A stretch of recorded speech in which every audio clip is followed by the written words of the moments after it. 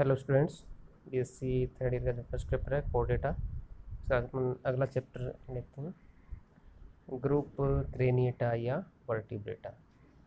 इससे पहले जो अपन ने पढ़े थे वो अपने प्रोटोकोडेट्स पढ़े थे, अपने हेमिकोडेटा, यूरोकोडेटा और सिफेलोकोडेटा।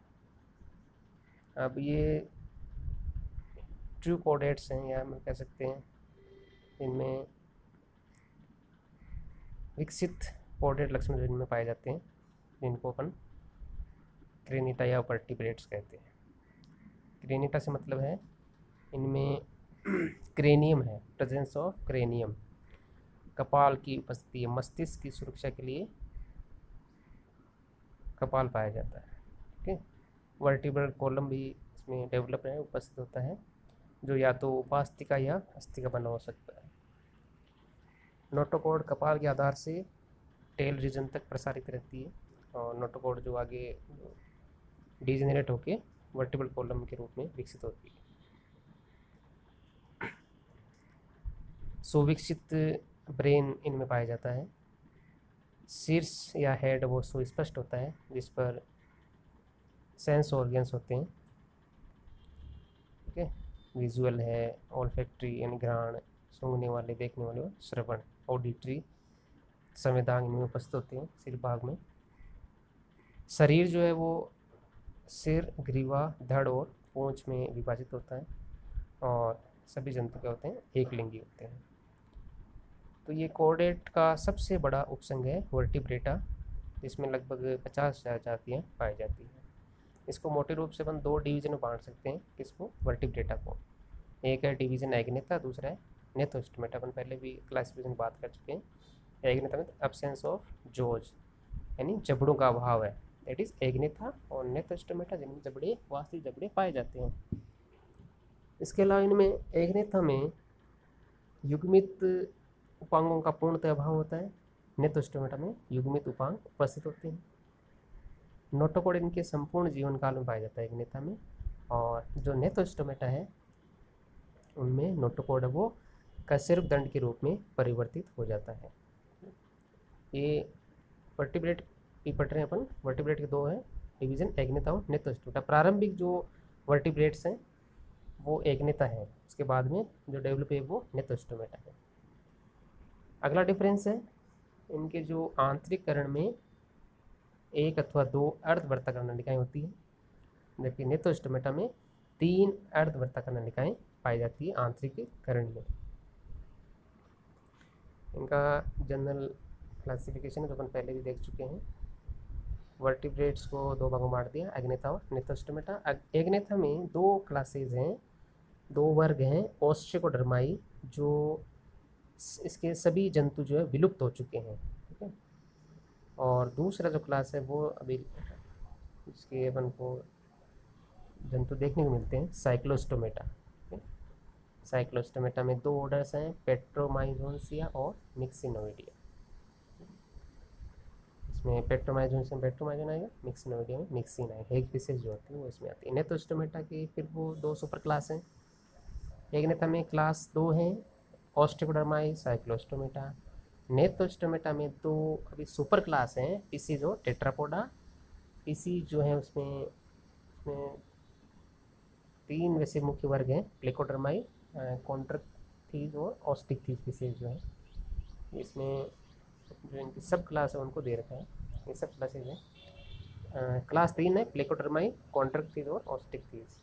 और जो टेट्रापोडा है दूसरी सुपर क्लास टेट्रापोडा। ठीक है। टेट्रा मीन्स 4, पोडा मीन्स ये जो पैर हैं। ठीक है। चतुष्पादी जिनको अपन कहते हैं, 4 पैर।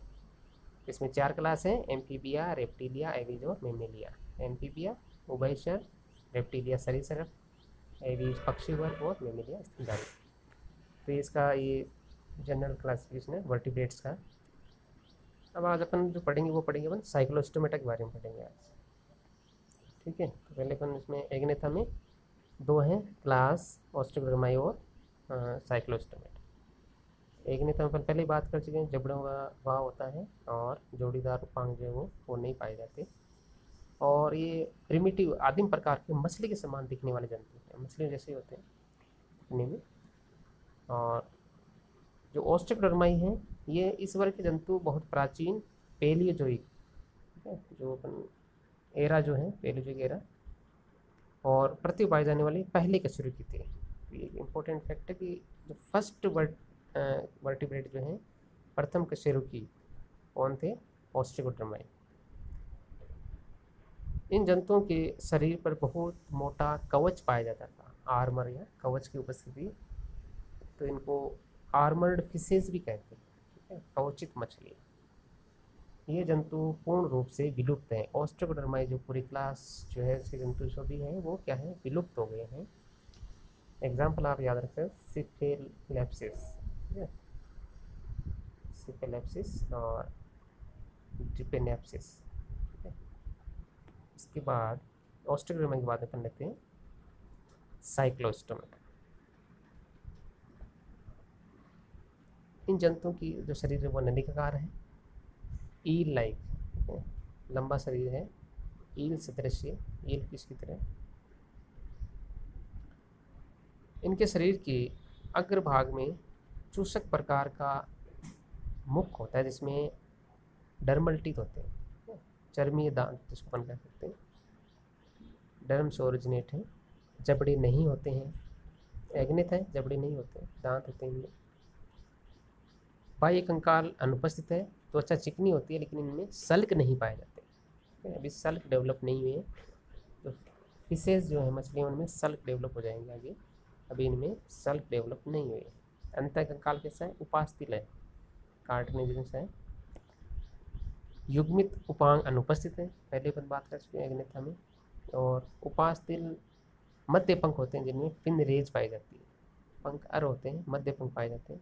नासारंध्र एक छिद्र के रूप में होता है, मीडियन एपर्चर के रूप में, माध्यमिक छिद्र के रूप में होता है। श्वसन एक जोड़ी धानी के समान गिल चैम्बर्स होते हैं उसके अंतर्गत, उसमें 6 से 14 जोड़ी आंतरिक क्लोम होते हैं, उनके द्वारा श्वसन होता है।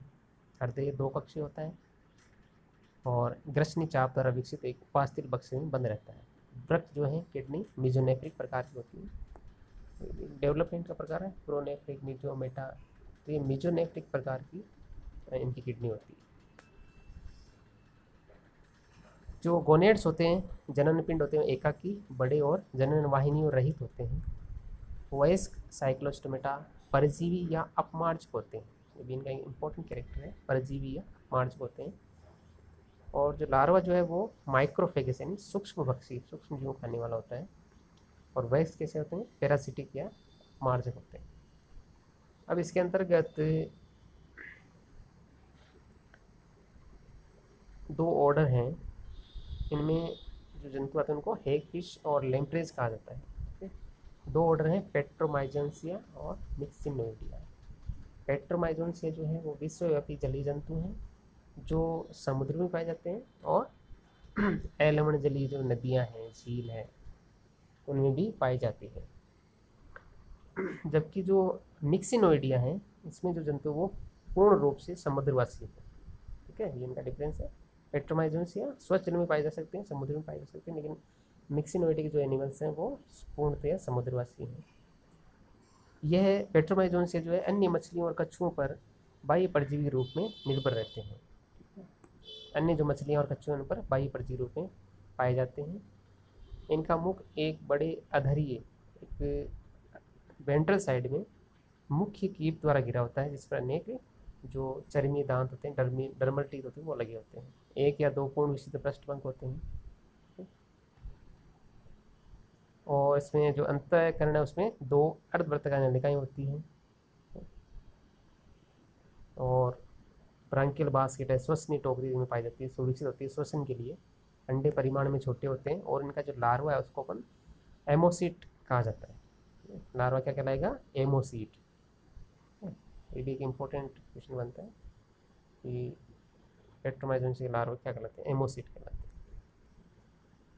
इसके एग्जाम्पल है पेट्रोमाइजोन और लेम्पेट्रा, इनके एग्जाम्पल्स हैं। मिक्सिनोइडिया, दूसरा जो ऑर्डर है वो मिक्सिनोइडिया। मिक्सिनोइडिया में आंतरिकरण में 1 अर्धवृत्ताकार नलिका है, पेट्रोमाइजोनिया में 2 है, इसमें 1 है।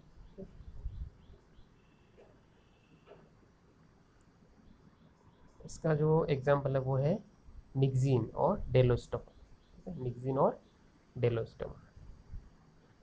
ये पेट्रोमाइजोन है, जिसका ऊपर वाली मादा है, नीचे नर।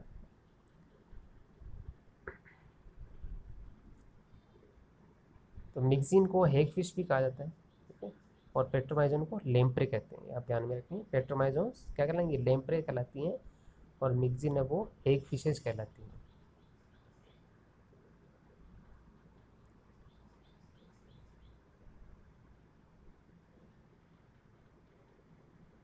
अब इनके कई बार डिफरेंस भी पूछ लेते हैं, पेट्रोमाइजोन और मिक्सिन में क्या डिफरेंसेस होते हैं।